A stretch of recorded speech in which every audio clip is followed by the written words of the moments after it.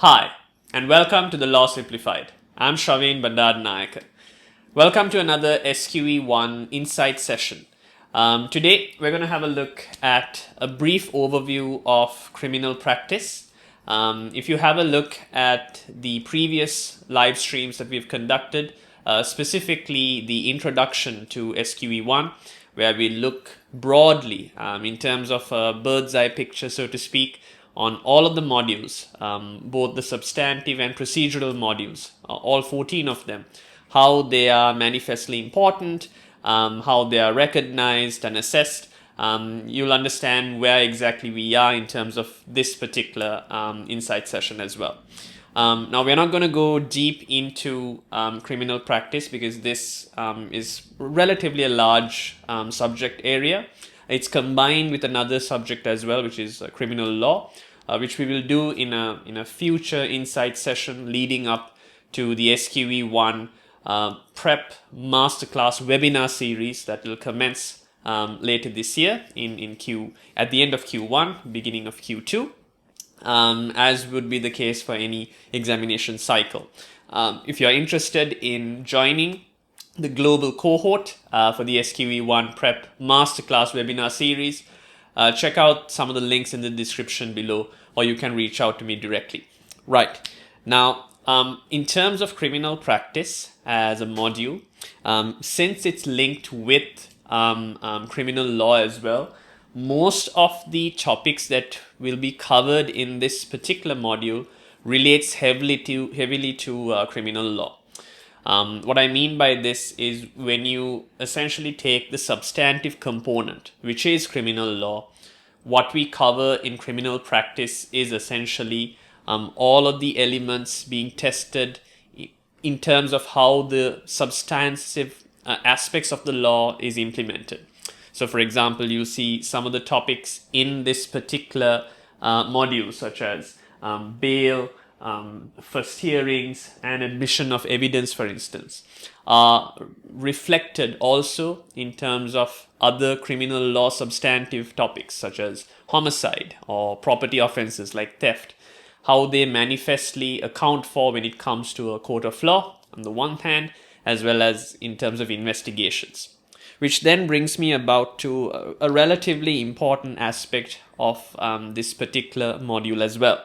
Now, for instance, if we are to take this particular module, criminal practice as a whole, you'll notice that it's actually broken into three predominant components.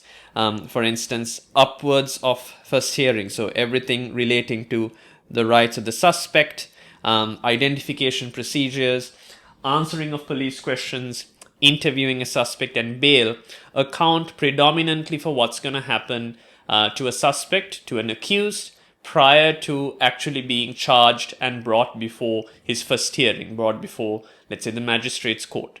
So the first section of this particular module is really about a solicitor's role in relation to the rights of a suspect and how exactly he should fulfill his duties in providing the best course of action for the suspect, for his client in this instance. The second part of it is predominantly in terms of what happens in a court. So in this second component of criminal practice, what we predominantly look at is how exactly a charge sheet is set up, how exactly case management takes place, which court a particular suspect would be forwarded to or where he would appear. Essentially, this is based on the nature of the offense itself. This is where it connects to criminal law that you might have done in your LLB or GDL programs. Essentially, this is the interlink between the substantive and the procedural components of the law. Once all of this is done, the end is in relation to how the appeals process will be looked at, and in terms of certain types of suspects, such as juveniles, those who are under the age of majority or below the age of 18, how they are looked at depending on the offense, whether they are jointly charged with an adult, which court would that matter be heard, where the choice lies, and so on. Now, it's a very interesting, it's a very exciting module at that, but even from this breakdown, what you would understand is that it's not just a run-of-the-mill, one-size-fits-all subject. you are going to have to know and understand the life cycle as such. But what's interesting about criminal practice and most other modules in the procedural component of the SQE, specifically SQE1, is how life cycle like it is. What I mean by that is, in terms of criminal practice, you're looking at circumstances before entering into the court process, essentially in the police station, then in the court itself, and subsequent to court, subsequent to sentencing altogether, what appeal processes are available. The same could be said about any other module as well. And I do urge you to have a look at some of the other insight sessions that I've conducted, and the ones that I would be conducting in the weeks to come. So do subscribe to the Law Simplified channel. Make sure you click the bell icon so that you get updated whenever there's a new upload. Make sure you sign up for the online law school platform as well.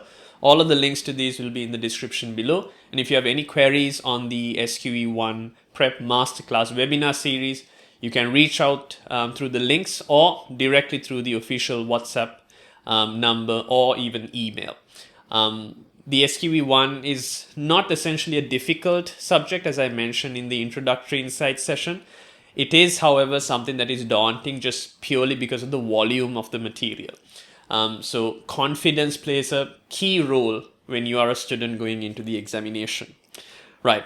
Now, this insight session was meant to give you a broad-based understanding of this. There are some sample lessons on the YouTube channel as well as on the online law school platform, which I urge you to have a look at, dissect, and analyze whether it fits your timing and your schedule, whether it's something that you would like to pursue, considering that you are after a solicitorship, so to speak, in England and Wales. Right.